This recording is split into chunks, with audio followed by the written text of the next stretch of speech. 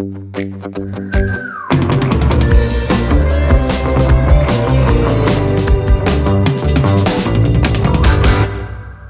Tina, I want to start with just your background. You have such a robust resume, so many amazing companies you've built and been a part of in the parenting space.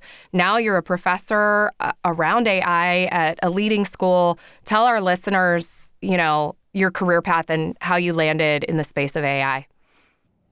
Well, what's interesting is, I'm not going to bore your listeners with my whole career journey, but I can say that now, as a professor on the Faculty of Business of Innovation at the Jimmy Iovine and Dr. Dre Academy at USC, we teach at the intersection of technology, entrepreneurship, and design and culture.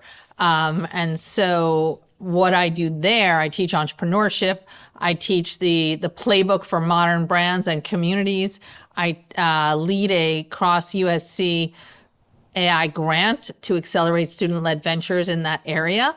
And most importantly, like in my classrooms, be it entrepreneurship or innovation or playbooks or brands, AI is just table stakes. And so AI is an enablement tool, as well as a discipline unto itself. So it's important to understand that education will be forever changed, as will not even the future of work, the present of work. And so it's really a fundamental that right now may seem like an innovation, but it will be table stakes in the same way that I used to do and advise digital transformation in companies, but now, you have to be digitally native. And I would say that companies that aren't using AI are, woefully behind. They're going to fall behind. I mean, that's what I'm seeing. I resisted as a writer and content marketer for HR tech companies for years. I resisted. I was like, I don't want AI. AI can't replace my writing skills. AI can't, there's this fear around it. Maybe for some families too. How are these jobs going to change for my children? I love that you're talking about this and working with young entrepreneurs because sometimes they know this stuff better than we do. So what do you see as the potential for AI for families in particular in the future? Well, what's so interesting is that, as a mom, I have two extraordinary boys who are now making their way into young men and who are both early in the job market. And so they're already experiencing, they both have great educations, have gone to great institutions, and have so many skills to offer. But AI is table stakes, one, to get in the door, to get past the bots, because to your point as a writer, you can only imagine the amount of applications and resumes and, cover letters and all of that are going into the system is exponentially more. Right. Just like Common App, when your kids apply to school, I didn't have Common App. So every application I did was very deliberate and intentional. Now you can click a button and you can apply to, a whole bunch of schools. Similarly, with jobs, you have to get through the AI bots in order to get to talk to recruiters or to talk to management. And so It's not just about parenting around the kitchen table.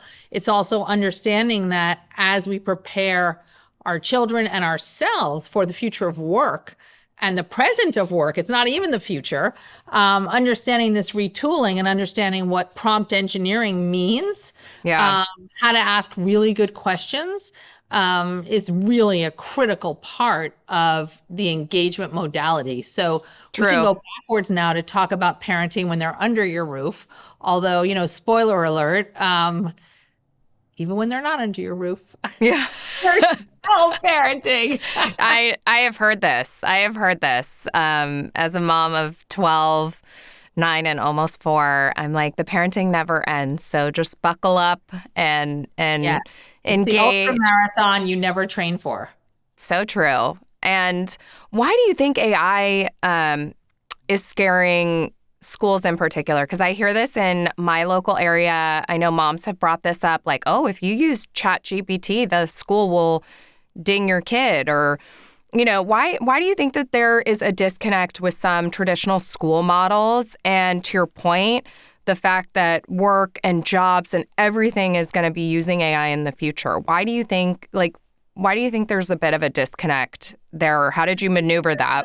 So I think a couple of things. I think, first of all, traditional educators did not grow up and become, certified in their craft with AI tools and AI enablement. So it's disrupting the classroom, it's disrupting the syllabus, it's disrupting the cadence of what they're teaching. Right. That's number one.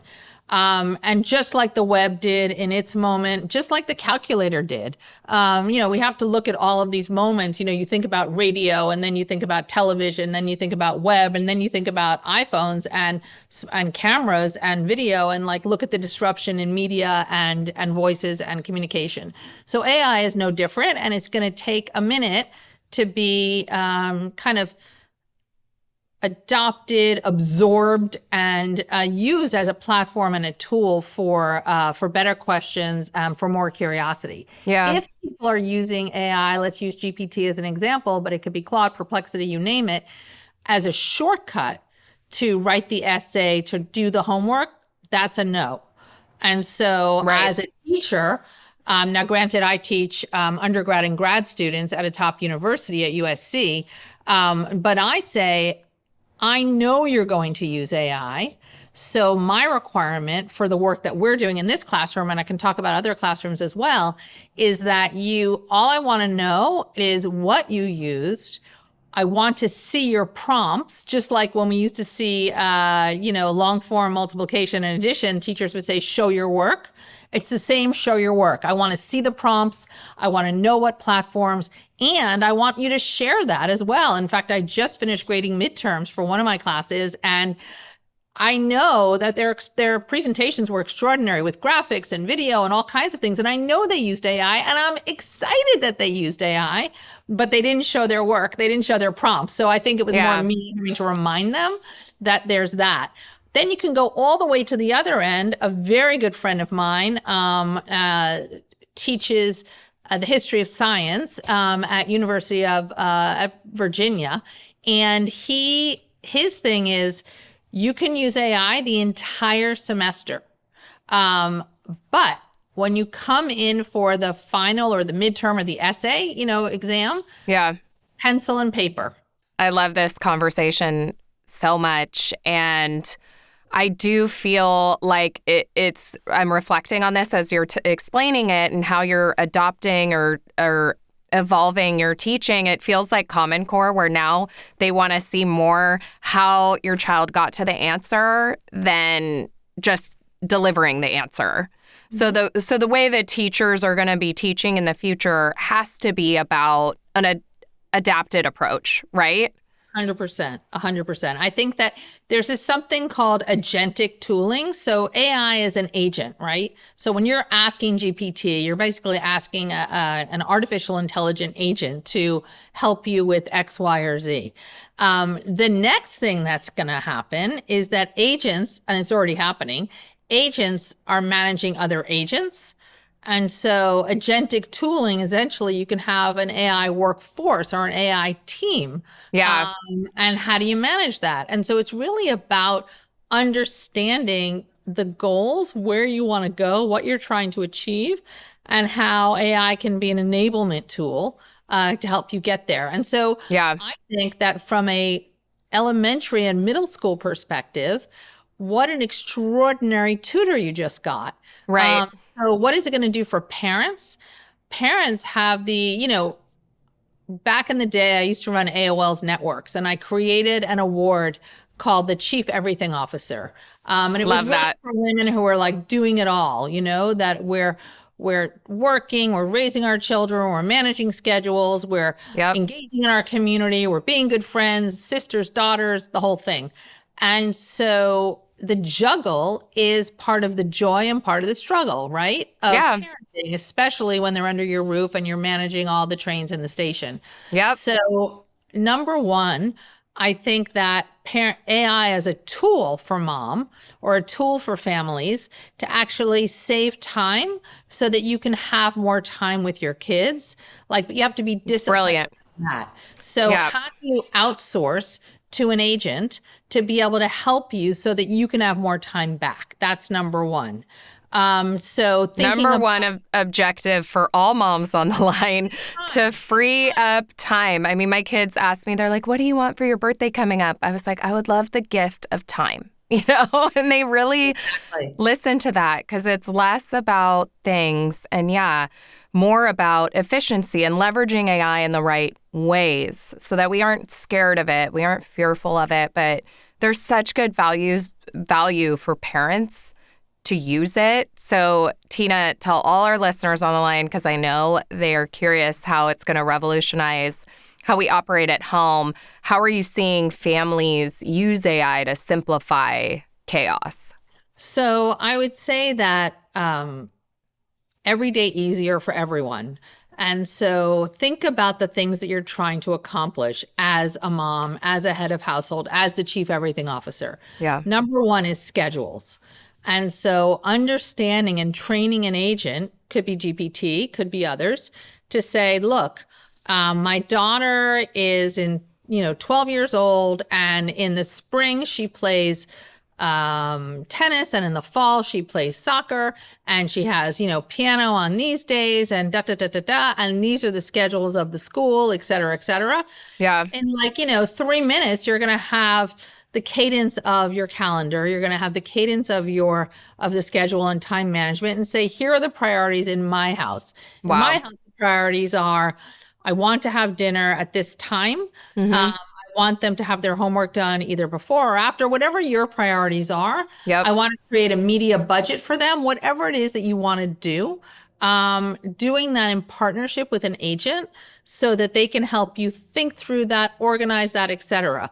Another thing that's a game changer that so many of my friends never thought of using, and now they're obsessed, hooked, is travel planning and wow.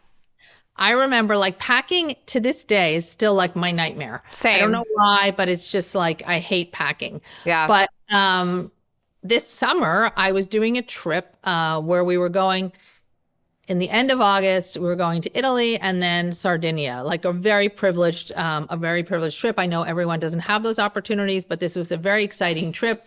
Yeah. And I knew that the weather was going to be quite warm.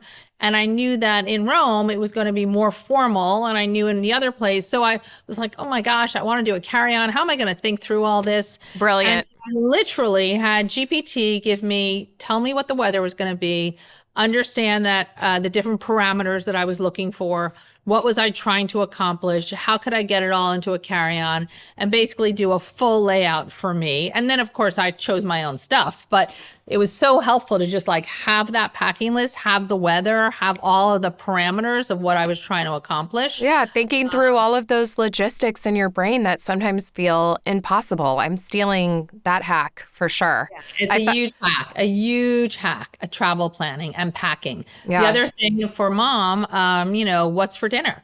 Yeah. And so thinking through meal planning, and your child may have allergies, or you have to avoid certain things. They need to be gluten-free, or they have peanuts, or whatever it is. Mm-hmm. That's another one that's great. Another one that's great is what's in your refrigerator. And so you just didn't get a chance to get to the market. And so instantly I have this in my refrigerator. I have a half an hour. Boom, you're going to have 4 recipes. I do that all the time. And then I also write in, my son likes this, my daughter likes this. They all like different things, all 3 of them. I mean, lucky me. But it'll actually organize how to make a cohesive meal without losing your mind in 30 minutes. It's amazing. Exactly. And then if you were to add in the parameter of saying, I really want my kids to learn how to cook with me. Mm-hmm. I have, what did you say, a 4-year-old, a 12-year-old, and a 9, yeah. A 9-year-old. So say, in this meal, can you help me assign one thing that's age appropriate for each one of these kids? Some could be setting the table. Some could be cracking an egg. Some could be, whatever it is. We want to have a chore wheel in our house. Help me organize that and think about what are the right things that are age appropriate, and then help me do the calendar around that. So it's so incredible. I've used some of those, and consistency is everything too with parenting. So it does help so much, especially when you're in a pinch. Yeah, I mean, it's just a dream to be able to have the luxury of Hmm. outsourcing the planning so that you can focus on the doing and being present. The thing Yeah. that I love about AI for me personally, and I have many AI audio agents in my house. So I have like I don't even want to say Google because it'll light up, but Right. that one of my goals in my life is to get off of my screens as much as possible. I love So, that. That's so so what I amazing. do on my screens, I look at the time. Hmm. Um, I check the weather. Hmm. I check my schedule. So Yeah. all of those things I now do via audio. And so Amazing.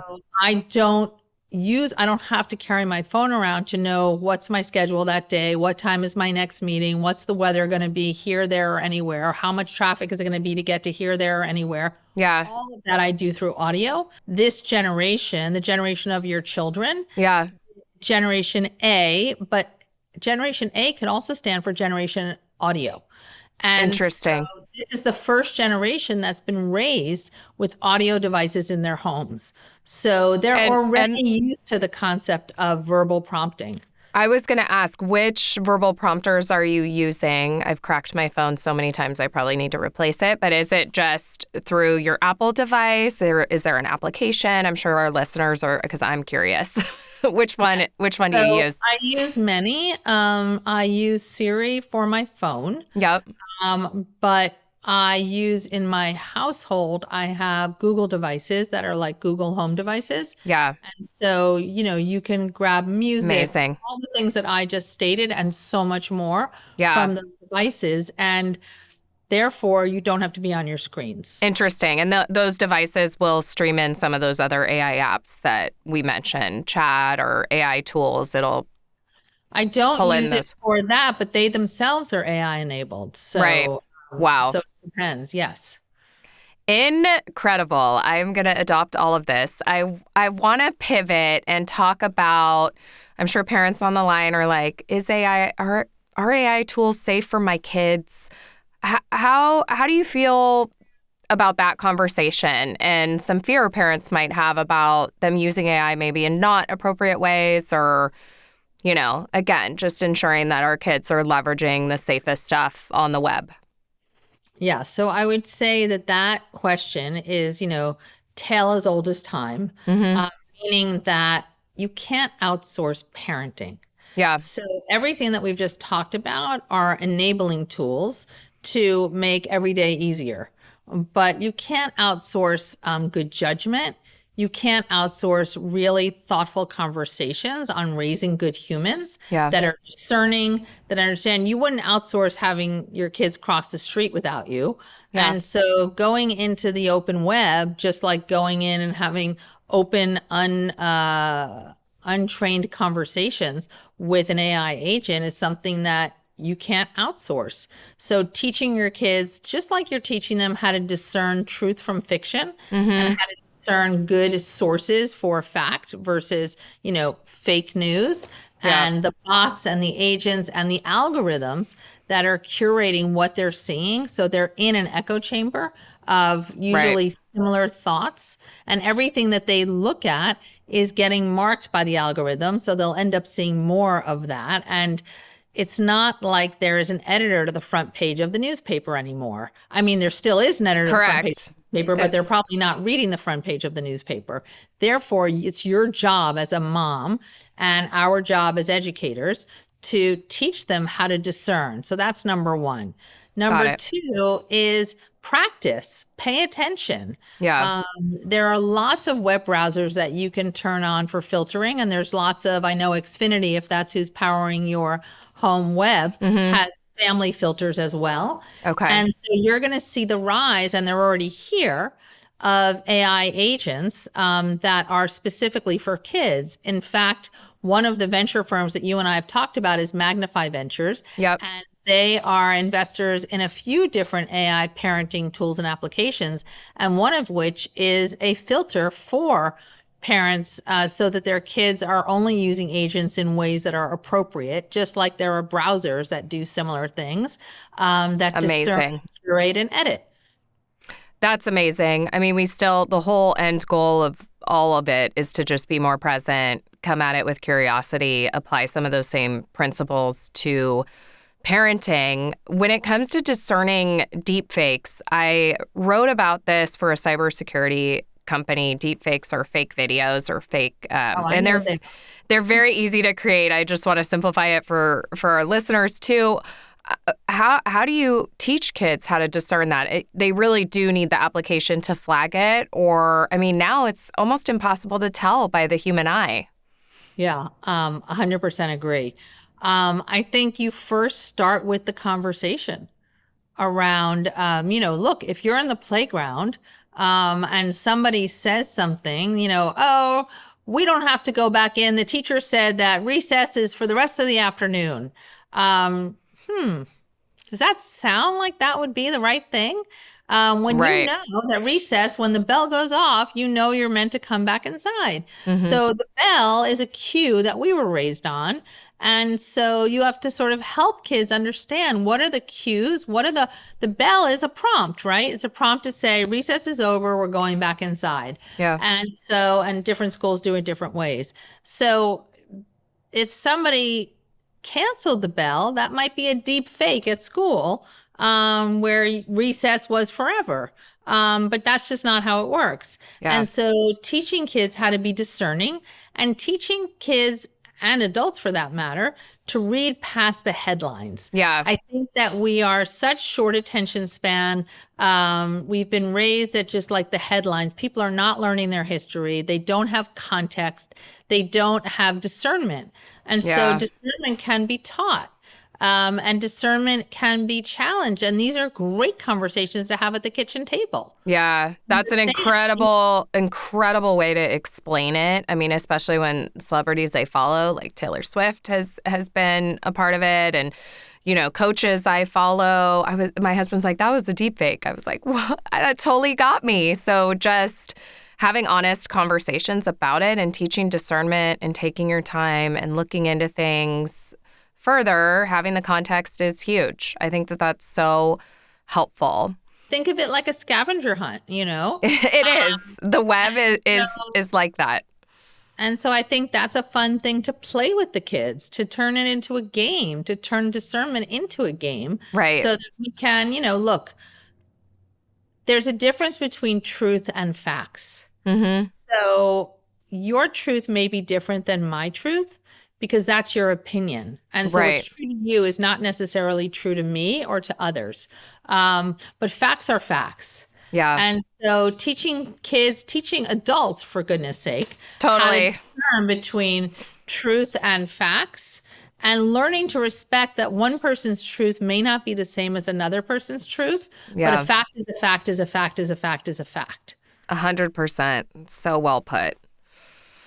So well put. Adults are learning all of this again, too, as we maneuver this new age. I want to give parents on the line some of your top apps, I guess, when it comes to personalized tutoring or sitting with kids. Do you think, I think we've already talked about it, enhancing teaching at home, but what other tools do you have for moms at home? For me, I have to relearn how my kids are learning math. Are there any other kind of advice or tools that you would tell parents to leverage with tutoring in particular? I would say, again, back to the prompting, that the thing that's so powerful about GPT specifically, although Claude and Perplexity and so many others, Gemini, now I feel like I'm in the Times Square of agents that are all trying to get my attention. It's like, you go into an alleyway and someone's showing you all the watches inside their trench coat. I feel like that. I go into my email and every agent wants to help me. I'm like, it's hold true. on. I got this. Thank you very much. But teaching the agent what it is that you want from an experience. So, for example, your child has a book report that they're working on. So you as the mom going to the agent and saying, my child is reading To Kill a Mockingbird for the first time. Mm-hmm. And my child is 12 years old. And I want to have a discussion about that as it relates to racial equity, as it relates to Harper Lee, as it relates to so many things about that time, maybe the actors that were in the film, maybe the follow-on where they found the prequel to it after she passed. Yeah. Whatever it is that you want to talk about, and then ask them to write a conversation guide for you. Wow. And then boom, you just got a teacher tool that you created in conjunction with the agent. And Yeah. so that's where being a moms and being a prompt engineer, you just engineered that result that, you got for what you're trying to do with your kids. Yeah. And you saved a ton of time And from, you saved a ton of time. yeah. Incredible. Where are you seeing the biggest innovations in parenting? I know there's I used a snoo, I think it was called, with my last kid. And there's just so many incredible smart baby monitors I could have used for some of his respiratory stuff when he was little. Where are you seeing the most groundbreaking innovation, I guess, coming up for parents to get excited about? Well, it really depends on the age and the stage, because as we can see, things are changing so quickly. And I'm a big believer in because we don't have enough time, what can you do to create exponential impact? And so even something as simple as, and this may not seem like a parenting hack, but I actually think it is. I just bought for the first time a ruck. Do you know what a ruck is? No. It's a backpack that has weights in it. And so Oh, amazing. I bought this, and it only has, just to be clear, I don't want to position myself as some world-renowned athlete here. Is it a weight vest? And it's not a weight vest, but it's like a weight vest. Okay. Except the weight is distributed on your back, not just on your front. Wow. Anyways, point being is that I have a delicious dog that I walk regularly. And sometimes I don't have time to do a bigger workout. And so by putting the ruck on every time I walk the dog, it gives me that extra, I'm doing two things at once, which is that I'm doing weight bearing and taking the dog out for a walk. And so I think things that help you have that multiplier effect are great. So I would say, rather than parents, similar to your iPhone, tell me how many apps you have on your iPhone, how many screens are filled with apps, and how many you actually use. Yeah. Before I would start getting into what I would call point solutions, I would really lean into one, like a GPT as an example, because there's so much power in that language model. And the key for you is figuring out what is it that you want to unlock? What is it that you want to be able to do? What is it that is the challenge? And how do you personalize that challenge and that opportunity for that child? And so whether that's multiple choice, whether that's creating, quizzes and trivia and memorization cards and flashcards and all of that can be created using GPT or other tools. And so rather than the answers, think about the process. How can you make the process more fun? How can you make it more game-like? I remember moms who did this before there were these tools, and I thought, oh my gosh, where does she get the time to do all those things? Yeah. Now there's another way, and I feel like it's a gift of time, but very specifically, a tool and a website that I've loved since it first came out, and it's only gotten better, especially with AI, is Khan Academy. If you're not familiar with Khan Academy, there's hundreds, if not thousands, I haven't checked lately, of lessons on there that started as short little YouTube videos. And how is Khan spelled? Because this came up on another episode. I'm not familiar with it. I need to get familiar with it, but it particularly for education, correct? Yes, it's for education, and it's spelled Kahn. Okay. And it's a beautiful story, which is that Saul Khan, the founder, he has a great book, doesn't he? Yes, he has great books. He's amazing. And he has a great TED Talk and multiple TED Talks. In fact, his newest one was really, I think it was like a year or two ago, but it was how they're using AI where each kid could get their private tutor. So rather than, just giving the answers, again, like we talked about, having a tutor help them sort through some of the things that they're studying, challenged with, practicing, all those kinds of things. One of my daughters has gotten really into Prodigy and some of the online applications that a teacher recommended, and her math jumped significantly because it can really personalize to the kid and serve them up problems that are going to advance their skills, which I think is incredible. Yeah, I think that, there's the gamification of applications and experiences. In fact, that's the next lesson in my class next week. How do we gamify? And I'm not talking about video games per se. Yeah. I'm talking about the idea of gamifying things. So a great example of that you're probably very familiar with is Duolingo. Yes. Duolingo, how is Duolingo? Think about, when I studied French, I remember I started studying French in middle school, and I had a teacher, and then I studied it in college, and I had the privilege to live there abroad. And so that was my journey with language. Amazing. Today, you could have Duolingo. And so basically you have somebody that's not only teaching you, but is walking you through the progression. It's personalized to you. Mm-hmm. It's gamified. So you're getting rewarded, you're getting leaderboards, all those types of things. So I think the gamification of learning is a great way to keep kids and adults, for that matter, involved in the experience, where they're motivated, they're encouraged, they don't tune out, and somebody's keeping you back engaged. They're engaged. She loves it because there's animals involved. I think she's on Prodigy and another one, but there's animals, and she can she just gets into a whole different world that motivates her and resonates with her. So fascinating. I can't believe this time flew by. I want to ask you, if we fast forward, Tina, 20 years, if you could Futurecast with me, what do you think the biggest shift will be for families and in AI in the future?